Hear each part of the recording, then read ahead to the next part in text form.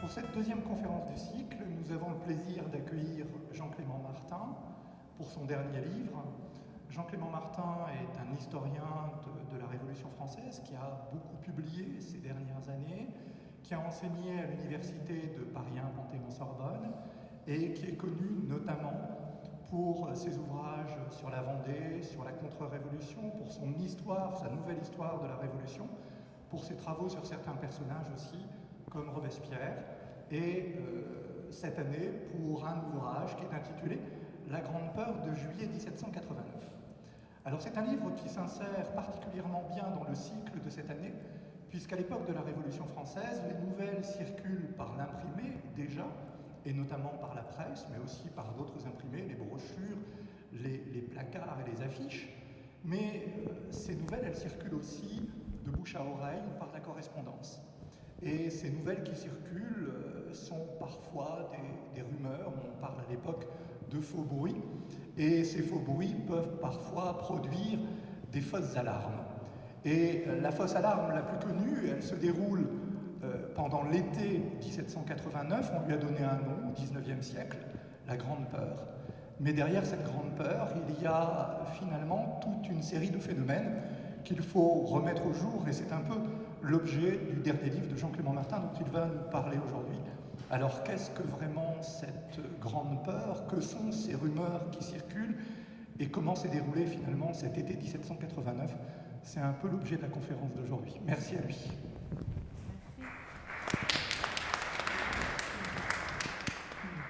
Bonsoir mesdames et messieurs, merci Hervé de cette présentation qui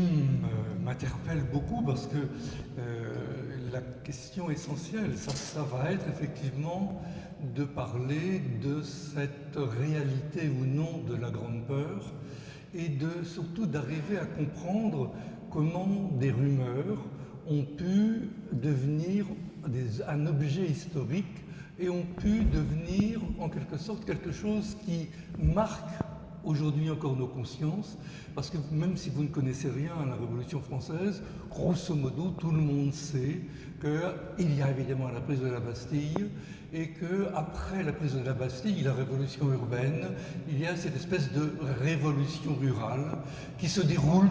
théoriquement, normalement, dans la deuxième quinzaine de 1789. Et puis, le point culminant, c'est bien sûr la nuit du 4 août. Alors tout le monde sait ce que c'est l'abolition des privilèges, et c'est en quelque sorte la consécration de la révolution urbaine. Et avant, il y avait eu la révolution parlementaire avec la naissance de l'Assemblée nationale, j'ai oublié de le dire. Donc on commence à l'Assemblée nationale après les États généraux, on prend la Bastille et les paysans se révoltent dans l'ensemble du pays et on abolit les privilèges. J'ai envie de dire, je vais démonter un peu le mécano. Je vais démonter un peu le mécano en parlant effectivement de la Grande Peur de 1789 et en parlant du livre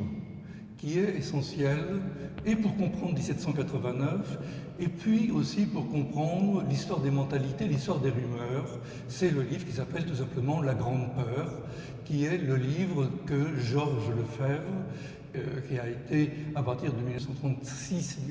et jusqu'en 1941, le titulaire de la chaire d'histoire de la Révolution française et qui a créé l'Institut d'histoire de la Révolution française à ce moment-là. Et c'est son livre qui est paru en 1932, alors qu'il était professeur à l'Université de Strasbourg, qui crée véritablement la Grande Peur, dont le mot circule bien, effectivement, au XIXe siècle. Georges Sand en parle, mais c'est pas véritablement entré dans l'historiographie, et c'est véritablement Lefebvre qui fait entrer la Grande Peur dans l'historiographie jusqu'à aujourd'hui. Et ce que je vous disais tout à l'heure, c'est vraiment lui qui a créé ce lien-là entre les événements. Et je vais vous dire très simplement que pour dire la vérité, je n'avais pas été complètement conquis par la démonstration de Georges Lefebvre. Je le dis tout simplement, je m'expliquerai tout de suite sur les travaux de Georges Lefebvre. Et puis, à partir de 2008, ayant un peu plus de temps libre, j'ai pu regarder et lire les notes qu'il avait laissées dans une armoire de l'Institut d'histoire de la Révolution française. Et pour préparer, et quand je dis ça, c'est vraiment essentiel, pour préparer une journée d'études en 2010 qui a été organisée par Pierre Cernat sur les travaux de Georges Lefebvre, et les caisses qui contenaient les notes, plusieurs milliers de petites notes écrites très difficiles à lire par Georges Lefebvre dans les années 1920-1930, mais étaient les notes qu'il avait constituées pour bâtir son livre. Et je vous dirais simplement que j'ai été très étonné. J'ai été très étonné parce que Lefebvre avait pris des notes d'une façon qui était extraordinairement précise, extraordinairement honnête, extraordinairement multiple, avec des sources archivées, des sources archivistiques, avec des sources bibliographiques, et c'était un travail extraordinaire, remarquable. Sauf que, en lisant les notes et en lisant le livre, je trouvais des discordances.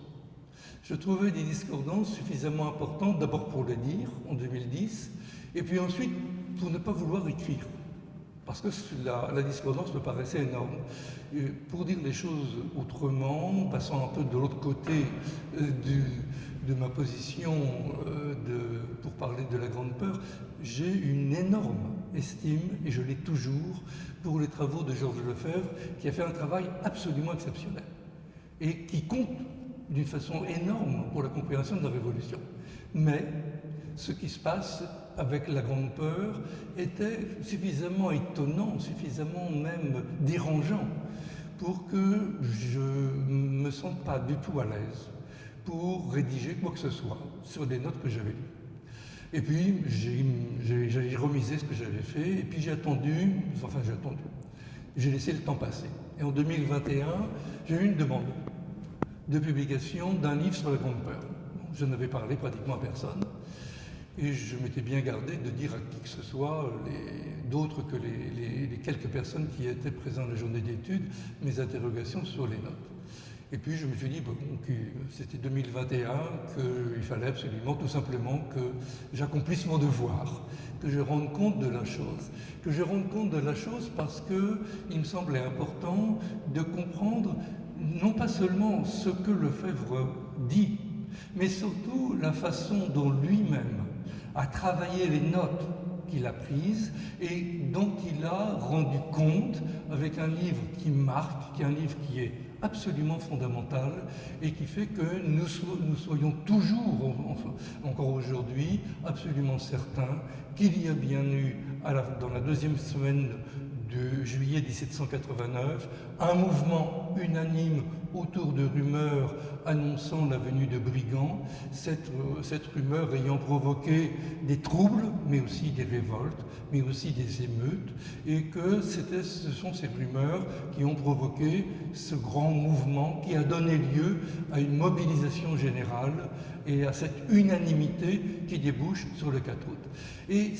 il me semble que c'est important de comprendre que faire de l'histoire, c'est aussi arriver à comprendre, et pour moi c'est absolument l'essentiel, arriver à comprendre comment nous posons les questions aujourd'hui, comment nos esprits sont façonnés par l'historiographie et comment les problèmes sont, je dirais, nous forment. Et je ne sais pas pourquoi, mais toujours eu l'habitude d'essayer de passer derrière les coulisses et de renverser un peu, en quelque sorte, les perspectives. Et là, avec Georges Lefebvre, et je le dis sans remettre en cause le travail qu'il a fait, et on reviendra dessus tout à l'heure pour comprendre le contexte dans lequel il écrit ce livre, parce que c'est le contexte qui, en fait, là aussi, est absolument déterminant. Nous dépendons tous, bien sûr, des contextes, et il est absolument essentiel de comprendre ce genre de choses. On ne fait pas l'histoire sans comprendre les modes par lesquels nous rentrons dans le travail historique. Et c'est ça ce que je vous propose de faire. Ce que je vous propose de faire, c'est de me suivre, dans cette relecture de Georges Lefebvre, et puis pour essayer surtout de comprendre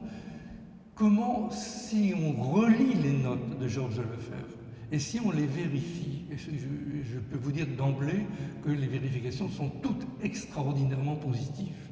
Il a fait vraiment un travail exceptionnel, donc il faut comprendre ce qui l'a poussé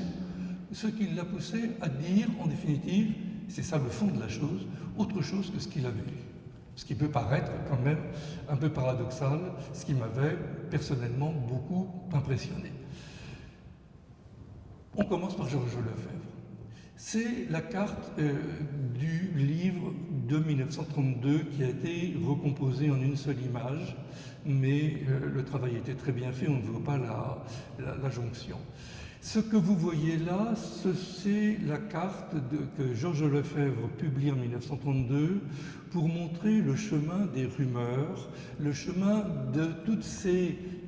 éléments dans lesquels on voit l'arrivée de cette peur née dans les campagnes, annonçant des brigands, alors qu'ils viennent du Piémont, qui viennent de l'Angleterre, qui viennent de la Pologne, peu importe, qui soient bien sûr des contre-révolutionnaires avant la lettre, puisque la contre-révolution n'existe pas encore, mais on parle déjà du comte d'Artois, des émigrés. Donc Georges Lefebvre réussit à dresser, à partir des notes qu'il a prises, cette carte extraordinaire où il a repéré des dates et des lieux dans lesquels il a trouvé l'origine des rumeurs et cette diffusion des rumeurs. Donc, je pense qu'on le voit assez bien. Moi, j'ai une toute petite vision. Oui, je suis devant, donc c'est pas évidemment. Mais l'essentiel, malgré tout, c'est de repérer que Georges Lefebvre fait partir de lieux assez précis, des rumeurs. Ces rumeurs, il les a collectées lui-même à partir des lettres et des échanges qui avaient eu lieu et qui ont été archivés entre les notabilités locales. Pour faire bref, c'est souvent des maires, des échevins, des curés, tous les courriers aussi qui ont été échangés entre ces notables. Et ce que Georges Lefebvre montre, c'est qu'il y a ces échanges de rumeurs qui, pour lui, passent d'une ville à l'autre. Et ce qui me semble encore plus important, c'est que, parce qu'on va voir tout de suite ce que ça veut dire, c'est que ces rumeurs, eh bien, sont limitées parce qu'il y a des régions qui, pour Lefebvre, n'ont pas été touchées par les rumeurs. C'est tout l'Ouest et la Bretagne, c'est l'Alsace et toute la région de la Lorraine, c'est aussi l'Aquitaine, c'est en partie le sud de la France, la région méditerranéenne. Et puis, à côté de ces zones qui n'ont pas été touchées, Georges Lefebvre identifie aussi, c'est ce qui est véritablement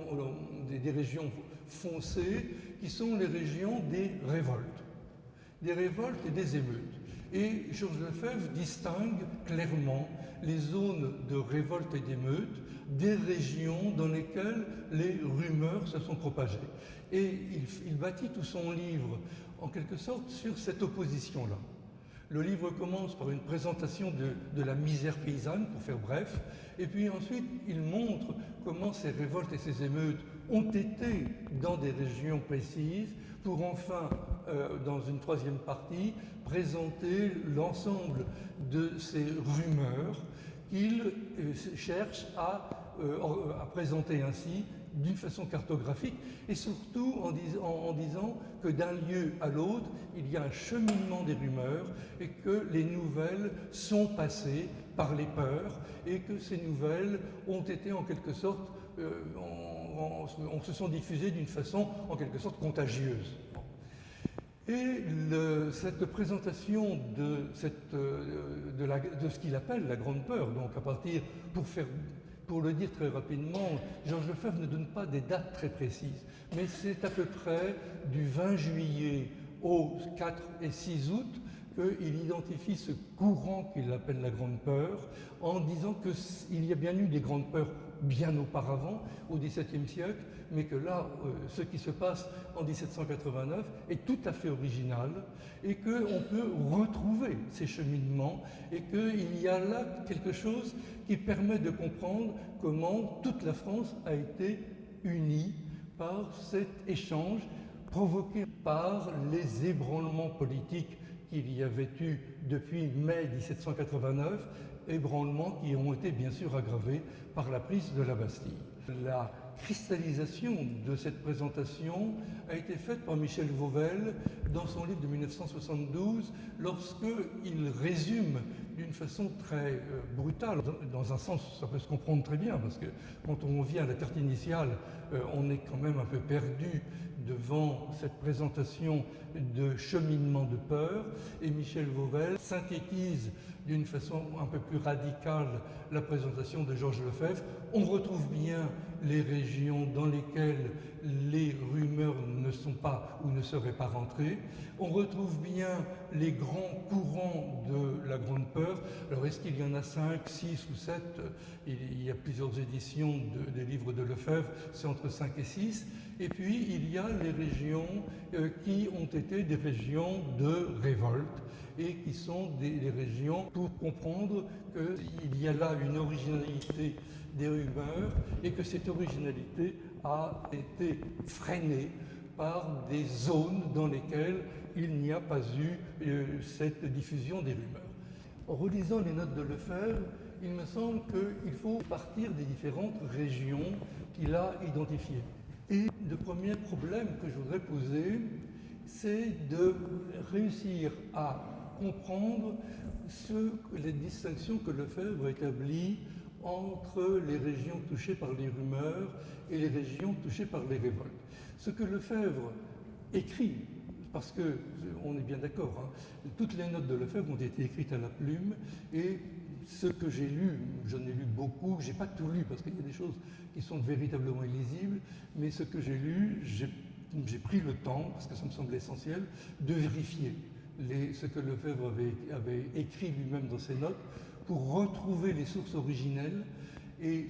aujourd'hui, ce n'est pas très difficile, on peut remonter dans les sources archivées, et puis surtout dans la bibliographie, puisque Lefebvre a utilisé une bibliographie très importante qui est pratiquement toute accessible aujourd'hui. Et ce qui est tout à fait important à comprendre, c'est que lorsque on regarde les régions qu'il identifie comme des régions de révolte, il y a des régions sur lesquelles il n'y a aucun doute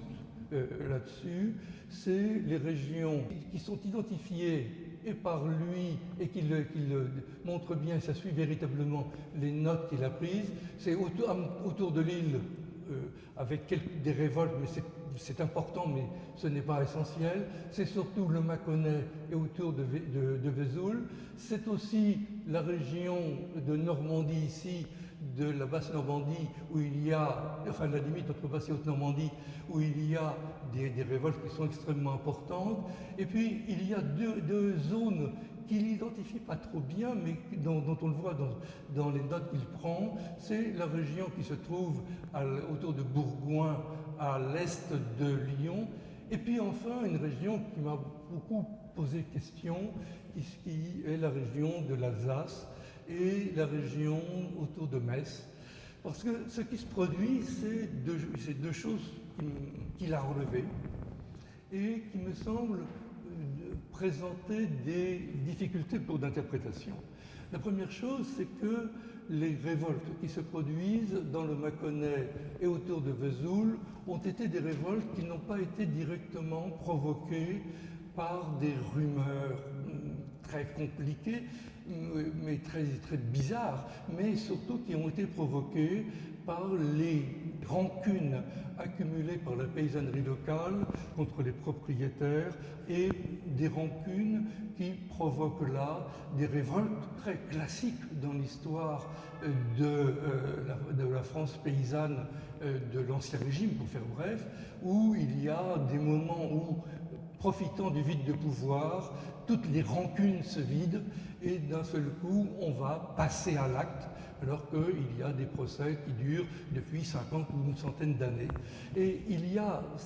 quelque chose là qui se produit indépendamment pratiquement du lien immédiat avec la prise de la Bastille, voire sans aucun lien, parce que ça se produit au même moment et que les nouvelles ne sont pas arrivées, et qui crée là ce basculement. Là, on est là-dessus, il y a bien distinction entre les rumeurs et puis les révoltes, mais en même temps, c'est le même tissu de mécontentement qui est présent là. En revanche, où ça pose deux problèmes importants, c'est la région de Bourgoin. La région de Bourgoin, à l'est de Lyon, donc, où il y a effectivement là, dans ces moments de 16, 17 juillet 1789, des craintes qui font peser des menaces. Il y aurait des brigands, il y aurait des gens qui vont arriver en quelque sorte autour de Lyon et qui vont assaillir les châteaux, si bien que les paysans de toute cette région-là vont être assemblés et vont être mobilisés par les notables, les propriétaires, les seigneurs locaux. On est d'accord que seigneur, ça ne veut pas dire noble automatiquement, puisqu'il y a des seigneurs roturiers, et ils vont être mobilisés et ils vont être laissés une journée et une nuit dehors, sous la pluie. Et c'est le lendemain étant démobilisés en quelque sorte, parce qu'on les congédie, une partie d'entre eux vont, à ce moment-là, passer à la révolte. Ils ont été rassemblés, ils ont été mobilisés, on les congédie, et le mécontentement qu'ils ont en eux fait qu'ils vont constituer des bandes qui vont dévaster des châteaux dans cette région-là. C'est à peu près 80, on ne sait pas trop, que châteaux, abbayes qui sont dévastés. Et c'est-à-dire qu'il y a eu là le lien entre l'ébranlement politique, le passage des rumeurs et le passage à la révolte. Tout a été mêlé. Et l'autre région qui pose encore davantage question, c'est le fait que Lefebvre va mettre à part, même s'il va signaler des faits qui sont troublants et importants, mettre à part ce qui se passe dans la Haute-Alsace et à Strasbourg, qui sont des révoltes, alors révoltes municipales extrêmement fortes, extrêmement importantes, qui se déroulent. Là, les choses sont à peu près claires en lien avec les événements politiques qui se sont produits, mais dans la Haute-Alsace, il y a des révoltes qui sont des révoltes contre les populations juives, les communautés juives qui sont sur place. Lefebvre en parle, mais dans les notes qu'il prend, il a effectivement noté l'importance de ces émeutes qu'on peut dire anti-judaïques, plus qu'antisémites, si on veut respecter très exact, ne pas faire d'anachronisme, mais qui touchent, on ne sait pas trop, mais qui touchent sans doute plus d'1 millier de personnes et qui ont des échos considérables et qui traduisent aussi là ce sentiment anti-judaïque qui marque cette région et dont on va retrouver des échos pendant toute la Révolution par ailleurs. Donc il y a quelque chose là qui fait que lorsque Lefebvre parle d'une région qui n'aurait pas été touchée par la peur, ou qui aurait été seulement la révolte, il y a bien eu des révoltes, mais des révoltes qui ont eu ce caractère-là, et puis il y a ce mélange des rumeurs et des oppositions politiques, puisque ce qui se produit dans cette région-là, c'est une organisation qu'on va retrouver par ailleurs, qui va faire que cette région est traversée par des oppositions qui reposent sur 3 courants différents, inattendus. C'est le courant des notables locaux qui ont vu leurs privilèges abolis au moment de la réunion des États généraux, puisque le roi avait institué des élections qui les privaient d'une partie du pouvoir qu'ils estimaient naturel et qui s'opposaient à des jeunes réformateurs, à des gens qui sortent de la bourgeoisie, qui vont prendre du pouvoir d'une façon importante pendant la Révolution. Et il y a cette opposition-là entre les notables traditionnels qui ont été pris de court par les États généraux, et puis tous ces réformateurs qui attendaient d'être élus et puis de pouvoir participer aux réformes que le roi voulait lancer. C'était la régénération du pays, qui sont en opposition. Et puis l'arbitre, tout à fait étonnamment, l'arbitre entre ces deux courants qui apparemment pourraient être ensemble, mais qui sont en définitive rivaux, eh bien c'est le marquis de Bouillé, le futur très contre-général, très contre-révolutionnaire, qui va s'appuyer sur les réformateurs, qui va contribuer au retour du calme et qui va, mais aussi, laisser faire d'une certaine façon des révoltes qui échappent pendant au moins quelques jours à tout contrôle des forces de l'ordre. Donc on a quelque chose qui sort complètement du cadre dans lequel Lefebvre a organisé ses notes, c'est-à-dire qu'au lieu d'avoir des oppositions entre la paysannerie et les propriétaires et éventuellement les aristocrates, il y a là tout un complexe, tout un ensemble d'équilibres qui sont des équilibres qui sont extraordinairement fragiles et qui sont des équilibres qui basculent d'un jour sur l'autre et qui permettent de déboucher sur des actions collectives qui échappent à toute résolution manichéenne de ces jours-là. Et ce que je viens de dire se trouve beaucoup plus marqué encore quand on prend deux grands types de régions, les régions qui n'ont pas été touchées ni par par les rumeurs, ni par les révoltes, qui sont d'un côté la zone de la Bretagne et l'autre côté la région de la côte méditerranéenne. Premier groupe, et puis deuxième élément de ces régions qui n'ont pas été touchées, c'est la région de l'Aquitaine. Et là, je vais vous expliquer la carte que, avec Julien Pelletier, nous avons fait pour synthétiser ce qui s'est passé et identifier les mouvements qui se sont produits. Et alors là, je pense que c'est suffisamment clair. Vous avez identifié clairement les zones de révolte. Là, les choses sont bien évidentes. Ce sont toutes ces régions avec des indentations et avec des coups de poignard. Et vous aurez aussi vu les potences. Donc on est là dans les zones où il y a eu des émeutes et des révoltes. Et ces zones ont été identifiées aussi. Alors ça, c'est une invention de Julien Pelletier, qui est l'infographiste qui a bien voulu faire cette carte, c'est de marquer véritablement l'intensité des mouvements, l'intensité des oppositions. Plus les traits sont marqués, plus il y a là des peurs, tous les traits qui entourent les régions. Plus les cercles, les ronds sont marqués, ce sont les signes des oppositions, les mécontentements les plus grands,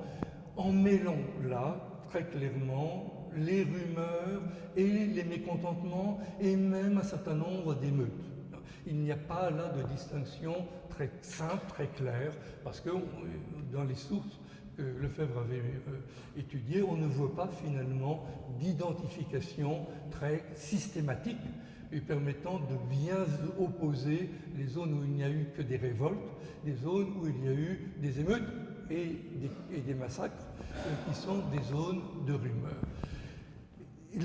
Et ça, c'est tout le nord de la France, c'est l'ensemble de ces zones de très fort mécontentement, contre lesquelles il y a eu, et ce sont tous les traits verticaux, et c'est, je dirais, l'interprétation que je propose des notes que Lefebvre a léguées, c'est tout simplement d'essayer de traduire cartographiquement la façon dont les élites locales ont réagi assez troubles en contrôlant plus ou moins fortement et jusqu'à contrôler totalement ces émeutes, et plus les traits verticaux sont serrés, plus il y a eu ce contrôle des mécontentements, des émeutes et des soulèvements. Et l'exemple là, c'est l'exemple de la Bretagne et l'exemple de la côte méditerranéenne. Parce que ce qui s'est produit à partir du 20 juillet 1789, mais la date est imprécise, on y reviendra peut-être, c'est ce qui s'était déjà produit en Bretagne à partir du printemps 1789 et autour de Marseille, d'Aix et de Toulon à partir de, pour faire bref, février, mars et surtout avril 1789, quand il y avait eu ces oppositions très fortes entre les élites traditionnelles, tous ces grands propriétaires, tous ces grands seigneurs, toute la noblesse traditionnelle qui estimait que les élections aux États généraux devaient respecter leur prééminence, ce que le roi ne respectait pas. Donc il y avait eu cette opposition entre ce mouvement de mécontentement de l'aristocratie traditionnelle contre ceux qui s'emparaient en quelque sorte de l'occasion des États généraux pour se faire élire et prendre parti à la régénération du royaume. L'exemple que vous avez certainement tous en tête, c'est Mirabeau. Mirabeau, qui est noble, mais qui est opposé pour des raisons personnelles, familiales, mais aussi politiques, à la noblesse traditionnelle, va prendre la tête de tous les mécontentements et de toutes les émeutes qu'il peut y avoir à Marseille et à Aix pour se faire élire, pour faire élire les gens qui sont autour de lui et pour déjà éliminer politiquement une partie de ces seigneurs nobles et roturiers, je le redis, qui étaient ceux qui voulaient absolument garder leur pouvoir local et qui sont balayés par les émeutes locales, notamment de Marseille, mais de Toulon, mais d'Aix et de toute cette région-là, et qui sont en concordance avec les demandes royales, puisque ces réformes apparaissent, comme on est en mars, avril 1789, comme la possibilité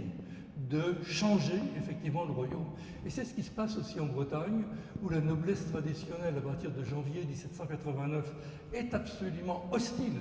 au mode des élections aux États généraux, au point de ne pas y participer,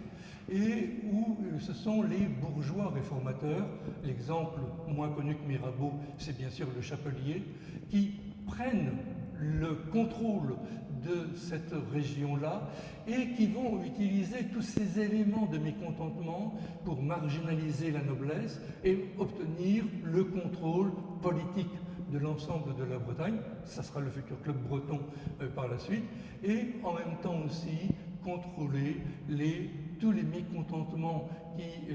existent aussi dans les campagnes bretonnes et qui ne pourront pas s'exprimer ni au printemps, ni en juillet 1789, puisque là, les bourgeois, pour faire bref, vous me pardonnerez d'utiliser cette catégorie, mais qui parle quand même, simplement parce que c'est statistiquement vraiment pas faux, les bourgeois prenant le pouvoir vont contrôler là l'ensemble des forces qui leur sont hostiles, que ce soit les chefs militaires dans les garnisons des ports, ou que ce soit aussi les paysans qui commencent un petit peu à vouloir bouger, eux aussi en réaction à ce qui se passe à Paris, mais que la bourgeoisie locale va tout simplement contrôler. On est en juillet 1789, ce contrôle sera perdu fin 1789 avant d'être totalement balayé, on le sait, à partir de 1791-92. Cette carte-là, c'est un instantané, c'est vraiment un moment tout à fait particulier. Donc ce qui se produit là, c'est lorsque Lefebvre estime que les rumeurs n'ont pas touché l'Alsace et la Lorraine, je dirais, il y a là quelque chose une interprétation qui me semble beaucoup trop marquée et qui gomme en définitive ce qu'il a lu et ce qui montrait qu'il y avait bien là cette diffusion de nouvelles et cette possibilité de mécontentement qui avait fait basculer les gens et qui avait bien montré que tout ce qui se diffusait dans le pays avait aussi affecté ces populations. En revanche, pour faire bref, Bretagne et côte méditerranéenne, on a affaire à un autre mécanisme. Ce mécanisme-là, c'est tout simplement que, si je le dis d'une façon provocante, la révolution est déjà faite. Ce qui se passe en juillet 1789, c'est tout simplement déjà la prise du pouvoir politique par les bourgeoisies locales qui ont contrôlé les institutions et qui ont déjà marginalisé les seigneurs, les futurs contre-révolutionnaires et qui se sont mis à contrôler la paysannerie qui va évidemment se rebeller dans les années qui suivront pour des raisons qu'on connaît bien, politiques, religieuses, économiques. Et puis, reste un autre type de région dont j'ai parlé tout à l'heure en disant l'Aquitaine. Et l'Aquitaine sur la carte est blanche. L'Aquitaine est blanche et il n'y a pas, on ne voit pas, ni de rumeurs, ni de contrôle, il n'y aurait rien en définitive, comme ce blanc qu'on trouve aussi dans d'autres zones de cette carte et qu'on pourrait retrouver, si on revient, excusez-moi, si on revient là, qu'on peut retrouver les blancs en quelque sorte qu'on identifie par la carte, c'est les blancs qui se trouvent ici, on pourrait retrouver des blancs ici, et puis quand on regarde la distribution des rumeurs que le Fèvre a pu noter, ce sont des rumeurs qui sont beaucoup moins, en quelque sorte, nombreuses et surtout moins violentes que dans toutes les autres régions, ce qui explique ce qu'on retrouvait aussi, on le voit sur la carte de Vauvelle, avec tout ce blanc qui se trouve ici, au milieu, et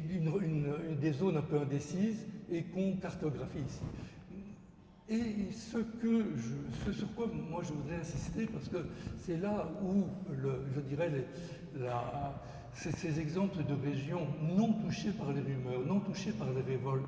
méritent véritablement un intérêt accru, c'est bien l'Aquitaine. L'Aquitaine, on ne voit pas dans les notes de Lefebvre qu'il n'y a rien. Et quand on regarde ce qui se passe en mai, juin, juillet 1789, quand on essaie de comprendre, alors là on rentre dans l'historiographie, dans la bibliographie, quand on essaie de comprendre ce qui s'est passé, et autour de Bordeaux et toute cette région de l'Aquitaine, on se rend compte que cette région-là n'a pas été affectée ni par les nouvelles venues de Paris, ni par les changements politiques, et que le phénomène même qui étonne, c'est que les impôts sont rentrés. C'est en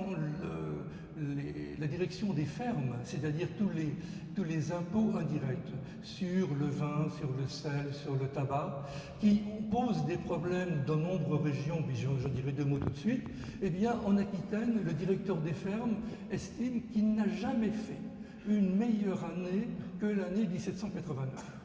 C'est-à-dire que là, d'un seul coup, tous les mécontentements qui s'exprimaient ailleurs, eh bien, ne sont pas arrivés en Aquitaine. Et qu'il y a, quand on lit la bibliographie, quand on essaie de comprendre les liens entre les gens qui possèdent le pouvoir à Bordeaux, les grands armateurs, et qui peuvent s'appuyer sur les classes moyennes, pardonnez-moi aussi c'est un anachronisme, mais ça a aussi du sens, eh bien ces classes moyennes qui vont être les avocats, qui s'engageront aussi dans la Révolution plus tard, dans l'immédiat, il n'y a pas d'opposition entre eux, et dans l'immédiat, il y a bien le contrôle de l'opinion qui fait qu'en définitive, la vie se passe en 1789 comme elle se passait avant, parce que les mécontentements, c'est l'hypothèse que je fais là, ont été contrôlés par les élites locales en juillet 1789. Je redis, ce n'est qu'un instantané, dans les mois qui suivront, tout basculera. C'est-à-dire que si, je l'ai dit autrement, si on utilise les sources de Lefebvre et qu'on essaie de comprendre pourquoi il y a eu, quelles ont été plutôt les répercussions des rumeurs qu'il a relevées, on les voit non pas dans cette diffusion uniforme dans le pays, on ne les voit pas comme des liens qui auraient animé des mécontentements et des révoltes, mais on les voit plutôt comme des moments qui ont été plus ou moins marquants dans la mesure où il y avait des vides de pouvoirs nationaux et locaux. C'est-à-dire que ce que Lefebvre identifie, c'est surtout les zones où il y a des moments d'indécision, de pouvoir politique et de contrôle politique. Et il me semble que c'est ça essentiellement qui importe, sans compter qu'il y a autre chose qui est,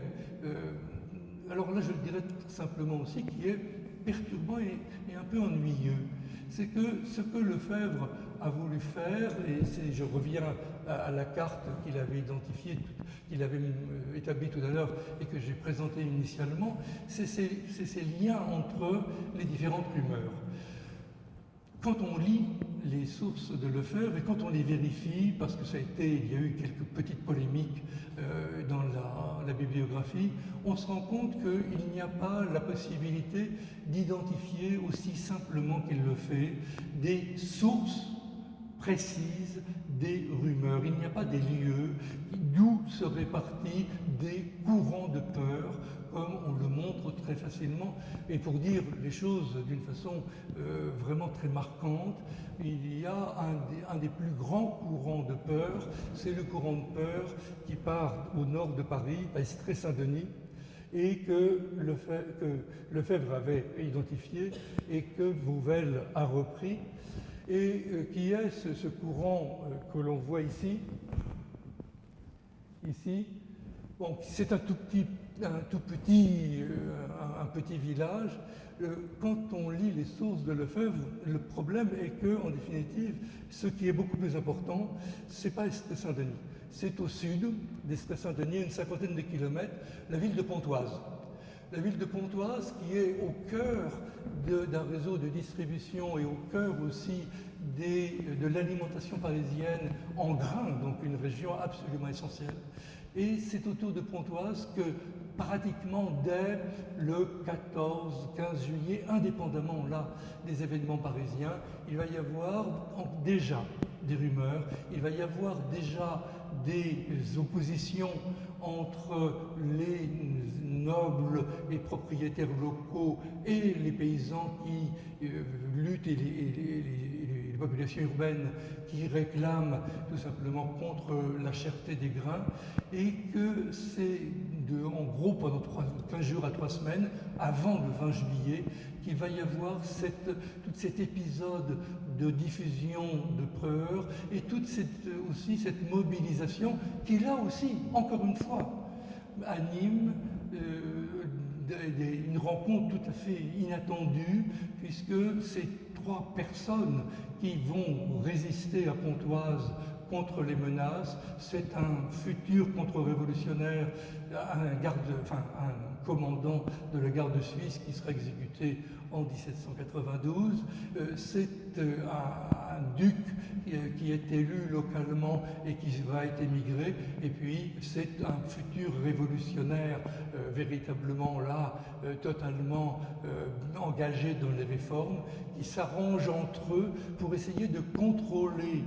ces émeutes et ces mécontentements et empêcher que ces rumeurs débouchent sur des affrontements trop grands, en même temps qu'il y a un 4e individu qui intervient, un futur sans culotte, et qui essaie de mobiliser la population locale. Si bien que le point nodal, ce n'est sûrement pas Estrée-Saint-Denis, mais c'est certainement Pontoise, et aussi les premières émeutes et les premières exécutions de propriétaires qui se réalisent autour de Saint-Germain, c'est-à-dire dans la banlieue proche de Paris, à partir du 17-18 juillet 1789. Donc on a affaire là à des ensembles qui sont des ensembles d'opposition et des ensembles de luttes politiques qui créent là des véritables îlots locaux de moments de grande tension. Et c'est ce qu'on a représenté ici avec les couteaux. Vous me direz que c'est un peu basique comme représentation, mais c'est l'avantage tout simple de dire les choses simplement. Lefebvre avait terminé son livre en disant « Il n'y a pas eu de mort, il n'y en a eu que 3 au moment de la Grande Peur, jusqu'au début d'août 1789. » Quand on lit ces notes et quand on lit le livre aussi autrement, on se rend compte qu'il a d'abord en quelque sorte décalé une partie des assassinats de marchands de grains qui existent en Lorraine et aussi dans la région parisienne, pour ne garder que 3 grands éléments bien connus, 2 autour du Mans et 1 dans la vallée du Rhône. Mais en définitive, il y a eu d'autres assassinats, et puis surtout, il y a quelque chose qu'il a gommé. Il le dit, mais il passe dessus rapidement. C'est que toutes ces émeutes, toutes ces révoltes ont été réprimées. Et c'est les potences que l'on voit ici ont été réprimées, et notamment autour de Bourgoin et dans le Mâconnais, d'une façon extraordinairement violente. Combien y a-t-il eu de paysans révoltés, pendus, ou tués dans des affrontements avec la bourgeoisie lyonnaise notamment, dont les jeunes gens sont allés remettre de l'ordre dans toute la région? Sûrement plus de 100 et sûrement plus de 200. C'est-à-dire que ce moment de la deuxième quinzaine de juillet 1789, c'est non pas seulement le moment de la diffusion de rumeurs, mais c'est aussi le moment d'affrontements qui ont été plus ou moins importants, plus ou moins violents, plus ou moins réprimés, en fonction des équilibres locaux. Dit autrement, ce ne sont pas les événements parisiens et les événements politiques qui ont tout déterminé. Ce sont le moment où les événements parisiens ont montré que le pouvoir était vide. Le moment où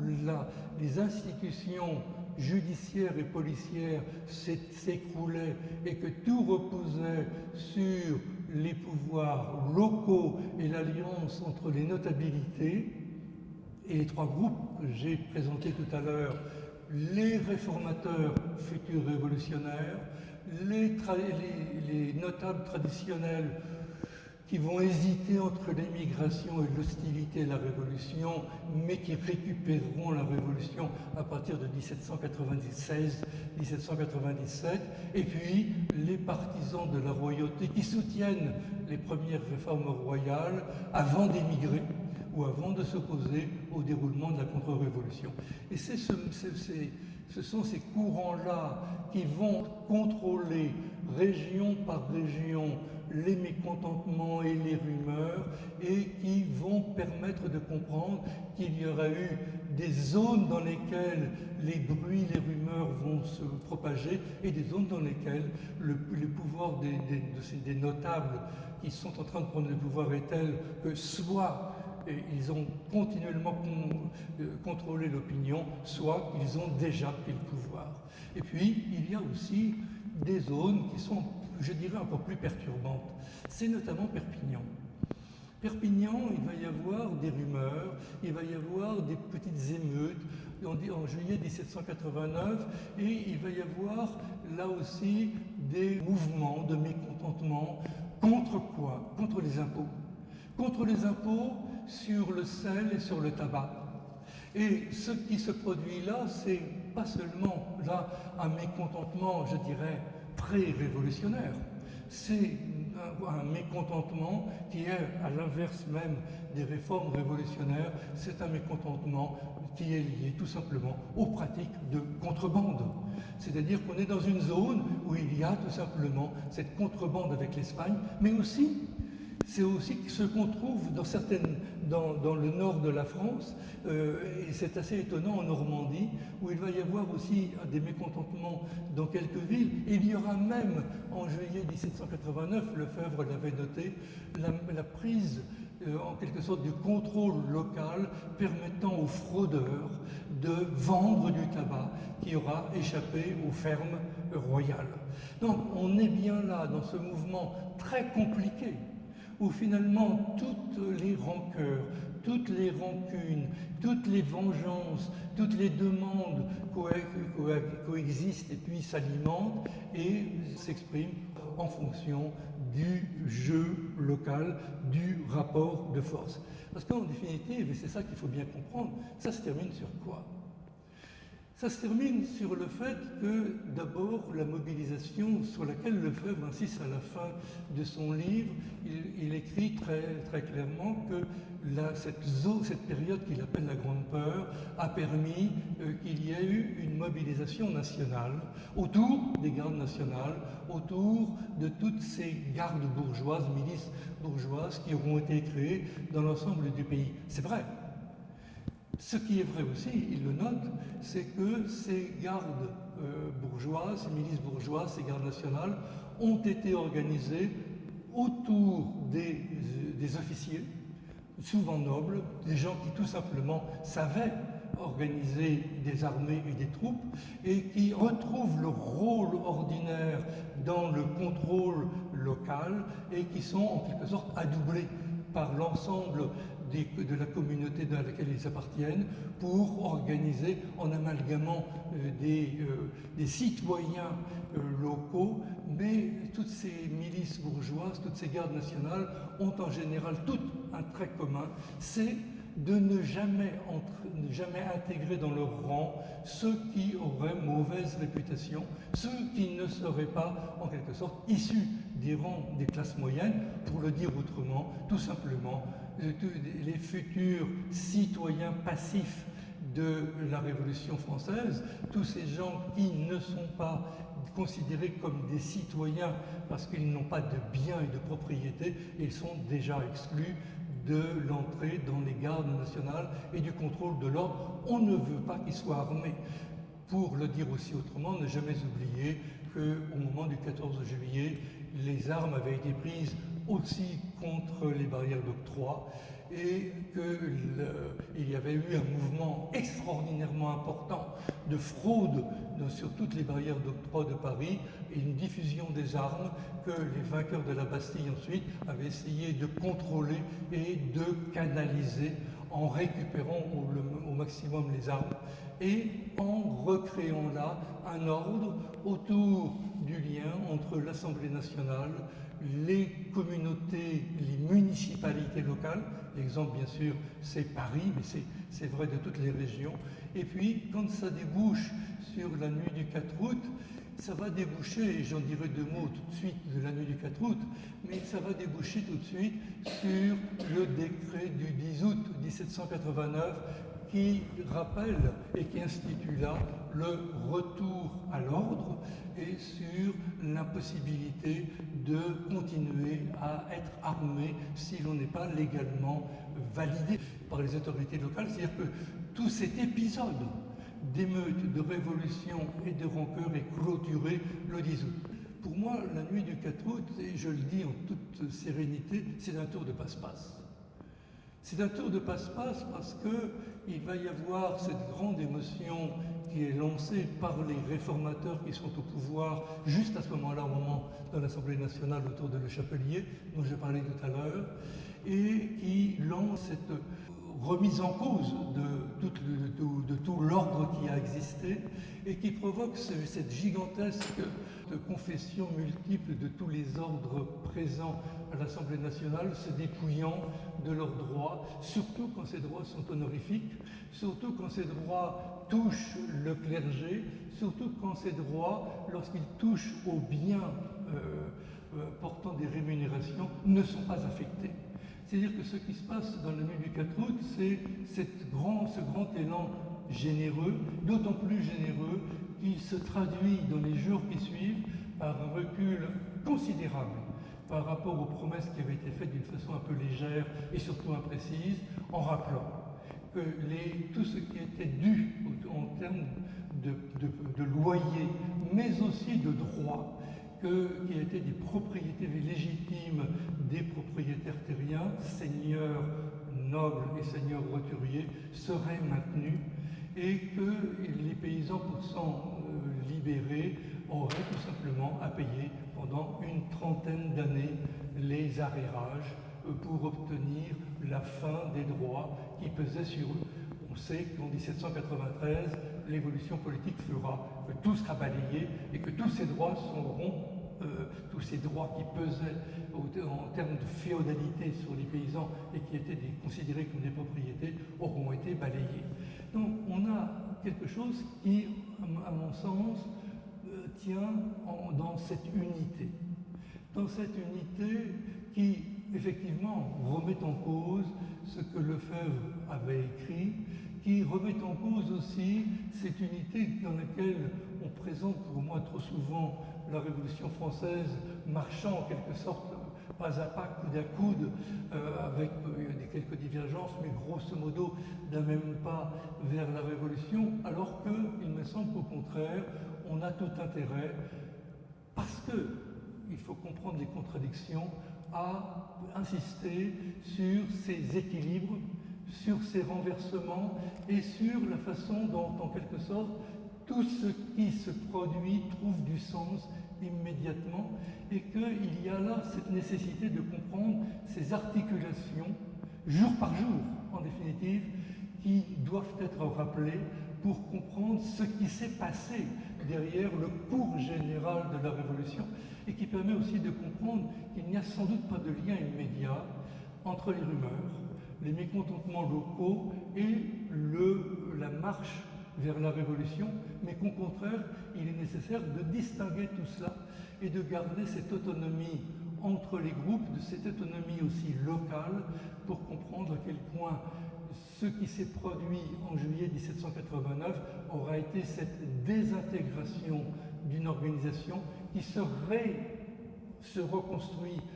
progressivement, mais très rapidement, à partir de l'été 1789, et qui va être en quelque sorte l'enjeu de ce qui va se produire jusqu'en 1799, comment on reconstitue l'ordre qui existait et qu'il va falloir rétablir entre toutes les forces divergentes, en définitive, qui se sont manifestées dans cet été 1789. J'espère vous avoir conservé jusqu'au bout avec tous ces renversements-là, et je voudrais quand même terminer sur une chose. Parce que dire cela, c'est bien sûr dire que Lefebvre a écrit des choses qu'il ne trouvait pas. Qu'il a, dans certains cas, et je peux donner des exemples très précis, oublié véritablement les motivations des gens qui propageaient les rumeurs et des gens qui menaçaient des directeurs de ferme, je pense notamment dans la Charente. Il me semble que ce qu'il faut bien comprendre, ce qu'il faut admettre, c'est que lorsque Lefebvre écrit ça en 1932, il a déjà l'originalité extraordinaire d'inventer un nouveau type d'histoire, qui est cette histoire des mentalités, et qui est de prendre les rumeurs et la constitution des foules comme un objet historique. Et ça, c'est absolument ce que nous devons à Lefebvre. C'est-à-dire qu'il y a là, il n'y a pas à discuter là-dessus. Lefebvre a véritablement là réétabli ce sur quoi nous vivons aujourd'hui, sur l'histoire des mentalités que Marc Bloch et Lucien Febvre, ses collègues à Strasbourg, ce n'est pas un hasard, étaient en train d'inventer au même moment, et tâche à laquelle Lefebvre contribue avec ce livre. C'est la première chose. La deuxième chose, c'est qu'en 1932, Lefebvre se bat littéralement contre ce qui se passe au même moment. On est à ce moment-là, dans les années 1930, je ne vais pas insister trop, vous connaissez tous les événements qui se produisent, on est là dans cette remise en cause de la République et du souvenir de la Révolution, et il y a une opinion dominante qui est celle de Taine, Hippolyte Taine, qui a présenté dans les années 1870-1880 la Révolution comme l'anarchie. Pour Taine, lorsqu'il fait ses livres qui sont les plus importants dans l'opinion des années 1930, indiscutablement beaucoup plus importants que le livre de Lefebvre ou que les livres de tous les gens qui travaillent à la Sorbonne, et je pense bien sûr à Hollard. Bon, c'est Taine qui marque l'opinion. Et c'est l'idée de l'anarchie qui prévaut. Et cette idée de l'anarchie, Taine a eu l'habileté de faire sa démonstration en citant tous les petits événements, toutes ces rumeurs, tous ces petits meurtres, toutes ces révoltes qui avaient eu lieu, pour dire la vérité que Hollard avait un peu oublié quand même, et c'est dommage, et que précisément les élèves d'Hollard ont présenté, et que c'est là aussi l'intérêt du livre de Lefebvre, que Lefebvre noue, et c'est lui le premier qui organise, avec ce qu'il écrit, qui organise tout ce moment 1789 pour dire, lui, en 1932, ce n'est pas l'anarchie, c'est tout simplement l'expression des tensions, et c'est le moment où des mécontentements s'expriment liés au bouleversement politique. Et il me semble que c'est aussi comme ça qu'il faut lire le livre de Lefebvre, c'est-à-dire essayer de comprendre comment le contexte dans lequel il est, là aussi, conduit à lire les sources qu'il avait lues pour en donner une leçon qui répondait aux besoins du moment dans lequel il écrivait. Lefebvre était clairement socialiste de la tendance de Marceau-Pivert, et il était évidemment partisan du Front populaire, et il écrit un livre important sur 1789, précisément en 1940, pour donner une image de ce qui s'est passé. Donc tout ce que je viens de dire doit être pris aussi dans cet ensemble-là. C'est-à-dire essayer d'arriver à comprendre comment, je le disais d'entrée, et je terminerai là-dessus, comment nous dépendons des contextes dans lesquels nous sommes, et de la nécessité d'arriver, je dirais, à faire le pas de côté, d'arriver malgré tout à se démarquer de ce qu'on croit, et puis d'arriver à essayer de comprendre la complexité des choses, même quand ça nous dérange. Surtout quand ça nous dérange, en sachant aussi qu'on ne verra jamais tout. Et je suis bien certain d'une chose, c'est qu'il faudrait reprendre encore tous ces événements, et on pourrait retrouver là aussi d'autres lectures. Il y a une lecture sur laquelle je terminerai vraiment parce qu'elle est importante, c'est de voir à quel point ce qui s'est passé à ce moment-là, c'est aussi une mise dans la marginalité des mouvements dans lesquels les femmes se manifestent, puisque c'est bien sûr toute la reprise en main est faite véritablement par des hommes organisés, à mon sens, ce qui se réalisera dans les années suivantes. Mais c'est bien tout cet ensemble-là qu'il faut arriver à comprendre, et j'espère qu'au-delà des simples rumeurs et des révoltes, ça permettra d'avoir une autre idée de la Révolution et de sa complexité. Je vous remercie. La parole est à vous.